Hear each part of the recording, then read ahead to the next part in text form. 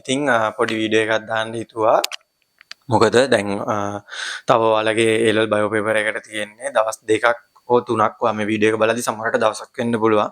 ඉතින් ඔයා ගොඩක් ස්ට්‍රෙස් වෙලා ඉන්න පුළුවන් මේ වෙලාවේ මොකද්ද කරන්න ඕනි කියලා හිතා ගන්න බැරුව. ඉතින් අපි බලමු මොනවාද කරන්න ඕනිම ඔයා මේ වෙලාවේ කියලා. මේ දේවල් තමයි මමත් A-level paper එකට යන්න කලින් ඒ දවස් ටිකේ කරපු දේවල් ටිකක් තවත් වැඩි දියුණු කරලා ඔයාලට කරන්න පුළුවන් විදිහට කරන කියන්නේ. ඉතින් අපි මුලින්ම බලමු ළමයි ඔයා මෙලා හොඳටම වැඩ කරලා ඉන්නවා නම් ඔයා දැන් ඒත් මෙලා ස්ට්‍රෙස් වෙලා මුකුත් මතක නැහැ ඒත් මොනවද කරන්න ඕනි කියලා හිතා ගන්න බැරුව ඉන්නේ. අන්න එහෙම කෙනෙක් මොනවද කරන්න ඕනි සහ මේ වෙලාවේ නිකන් S එකක් මම ෆේල් වෙයි මම එක්සෑම් එකේ අතාරිනවා. අන්න එහෙම දැන් මම පාඩම් කීපයක් ඉගෙනගෙන ඉතින් අන්න එහෙම කෙනෙක් මොනවද කරන්න ඕනි කියලා අපි කතා කරමු. මේක නිකන් කොටස් දෙකක් වශයෙන්. ඉතින් ළමයි මුලින්ම කතා කරනවා නම් හොඳට දැන් මේ වෙලාවේ ඔයා වැඩ කරලා ඉන්නවා නම් ඔයා මේ වෙලාවේ මොනවද කරන්න ඕනි? ළමයි ඔයාට මේ වෙලාවේ සමහර විට ඔයාගේ රිසෝස් බුක් එක හෝ එහෙමත් නැත්නම් ඔයා ගියපු ක්ලාස් එකේ නෝට් එක හෝ යම් ඔයා හදාගත්ත අතින් ලියපු නෝට් එකක් හෝ කොහොම හරි ඔයා පාවිච්චි කරපු යම් නෝට් එකක් තියෙනවනේ. අන්න ඒ නෝට්ස් ටික ගන්න. මෙතනදී වෙන මේන්ම දේ තමයි ළමයි අන්න ඒ නෝට් ටික රිවයිස් කරන එක තමයි වැඩේ. ඊළඟ වැඩේ තමයි ළමයි ඔයා කරන්න ඕනි 2019 ඉඳන් 25ට යනකම් past papers MCQ ටික ගන්න ඕනි. ඊට පස්සේ මම කියනවා මොනවද කරන්න ඕනි? ඔයා ළමයි දැන් ඔයාගේ නෝට් එක රිවයිස් කරන වැඩේ තමයි ඉස්සෙල්ලාම කරන්න ඕනේ. ඔයා නෝට් එක රිවයිස් කරගෙන යන්නේ නිකන් උඩින් පෙරලගෙන යන එක විතරක් නෙමෙයි කරන්නේ. සහය ගොඩක් වෙලා නම් පාඩම් කරන එක නෙමෙයි. මොකද උඩින් පෙරලන් ගියා කියලා තේරෙමුකුත් නැහැ. ඔයා ගොඩක් වෙලා වරන් පාඩම් කරා කියලා ඔයාට මේක ඉවර කරගන්නත් බෑ. දැන් ඔයා මේක ක්‍රමානුකූලව යන්න ඕනේ. ඔයා කොහොමද මේක කරන්නේ? ඔයා කරන්නේ නිකන් අපි උදාහරණයක් විදියට ගමු. දෙවෙනි පාඩේ මාළගේ තියෙන මූලද්‍රව්‍ය ටික ගන්නකො. එතකොට ඔයාලා කොහොමද කියන්නේ අපේ ජීව පදාර්ථවල තියෙන 96ක් මොනවාගෙන්ද 4ක් මොනවාගෙන්ද? එතකොට අන්න ඒ විදියට ගත්තම 96 මෙන්න මේවා 4 බහුලව මේවා සුළුතරයක් මේවා කියන අංශු මාත්‍ර වශයෙන් මෙන්න මේ දේවල්. හරිද? අන්න ඒ විදිහට ඔයා ටක් ගාලා හැම එකම රිවයිස් කරගෙන යන්න ඕනේ. ටක් ගාලා පෙරලගෙන රිවයිස් කරගෙන යන්න ඕනේ. එහෙම පාඩම් 10ම රිවයිස් කරන එක තමයි ඔයා මෙන්න මේ කාලය ඇතුළත කරන්න ඕනේ. ඊළඟ දේ තමයි ළමයි ඔයා මේවා රිවයිස් කරනවානේ. ඔයා රිවයිස් කරද්දී ඔයාට මේක අඛණ්ඩව කරන්න ගියොත් අවුලක් යන්න පුළුවන් මේ රිවයිස් කරන වැඩේ.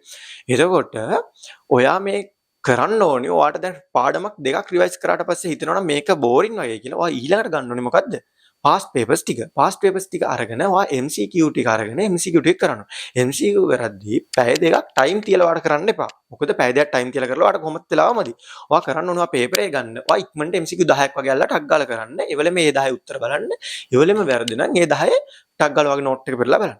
එහෙම 10 අල්ලලා පේපර් එක ඉවර කරගන්න. ඔයා ඊට පස්සේ ආයෙ මොකද කරන්න ඕනි? දැන් ඔයා රිවයිස් කරන එක ටිකක් තැනකින් නැවතුනේ. ආයෙ රිවයිස් කරන්න පටන් ගන්න ඕනි. අන්න එහෙම රිවයිස් කරන එකයි මේ පේපර්ස් කරන එකයි මේක මාරුවට කරන්න ඕනි. අන්න ඒ විදිහට කරොත් එහෙම ඔයාට මේ යන්න ඔයාගේ මේ ඉතුරුලා තියෙන දවස් හෝ දෙක ඉතාමත් ඉක්මනට යයි. හරිද? මොකද ඒ විදිහට කරන එක තමයි ඔයා මේ වෙලාවේ වඩාත්ම සුදුසු දේ. මොකද ඔයා මෙච්චර කල් පේපර්ස් අරන් මේවා ලියලානේ දැන් තියෙන්නේ. එතකොට ඔයා මොකද කරන්නේ? අර විදිහට කරන එකෙන් ඔයාට මේ වෙලාව ඵලදායීව ගත කරගන්න පුළුවන්. හරිද?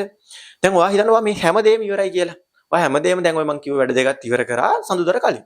ඒතකොට තව ඔයාට පැය 5ක් 6ක් හෝ සමහර විට මුළු රැයක්ම දැන් සමහරට ඉරිදා රැයම ඉතුරු වෙලා තියෙන්න පුළුවන්. අන්න ඒ වගේ වෙලාවට ඔයාට කරන්න තියෙන්නේ මොකද්ද?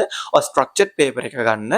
ඔය ස්ට්‍රක්චර්ඩ් පේපර් එකක් අරගෙන ඔයා මොකද කරන්න ඕනේ? ප්‍රශ්නේ හිතන්න. ප්‍රශ්නෙට අදාළ වෙලෙම උත්තරෙත් ඒ වෙලාවෙම හිතන්න. يعني ප්‍රශ්නේ බලනවා උත්තරේ හිතනවා. ප්‍රශ්නේ බලනවා උත්තරේ හිතනවා. අන්න ඒ විදිහට යන්න. මොකද හැබැයි ලියන්න එපා ටයිම් කියලා. දැන් පැයක් කරන් ටයිම් කියලා ලියන එක තේරුමක් නැහැ මේ වෙලාවේ. මොකද ඔයාලට කරන්න තියෙන වැඩ ප්‍රමාණය අඩු වෙනවා. ඒකට හොඳම දේ තමයි ඔයා උත්තරේ මොකද ගන්න? උත්තරේ හිතන්න. අන්න ඒ විදිහට කරගෙන ගියොත් ඔයාට ඉක්මනට මේ වැඩේ ඉවර කරගන්න පුළුවන්.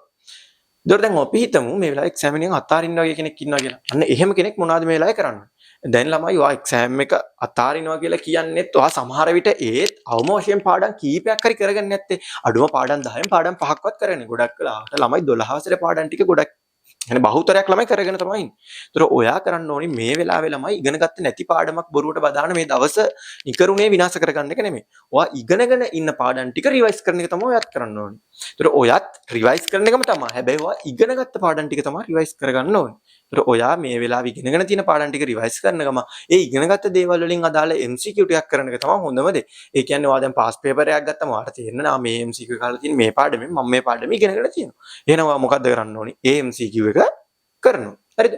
අන්න ඒ විදිහට ඔයත් ඒ MCQ ටික කරන ගමන් ඔයා ඉගෙනගත්ත පාඩම් ටික හොඳට රිවයිස් කරගන්න ඕනේ. හරිද? ඒතර ඔන්න ඔය විදිහට ඔයා සඳුදා පේපර් එකට වට ලෑස්ති වෙන්න පුළුවන්.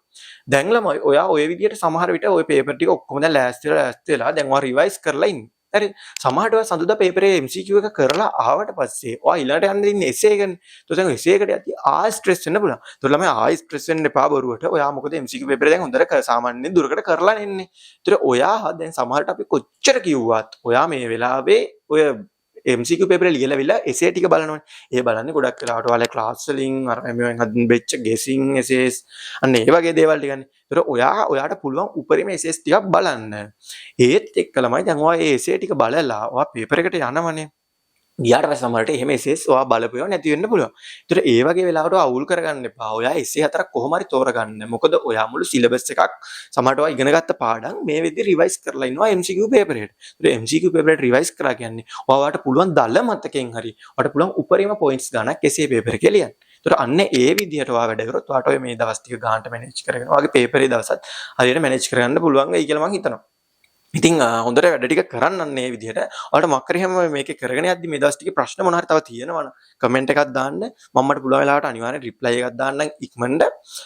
සහ මාව සබස්ක්‍රයිබ් කරලා නැති කෙනෙක් ඉන්නවනම් පොඩ්ඩක් සබස්ක්‍රයිබ් කරන්න. ඔයාලගේ යාළුවෙක් ඉන්නවනම් ඔයාගේ වීඩියෝ එක පොඩ්ඩක් ෂෙයා කරන්න.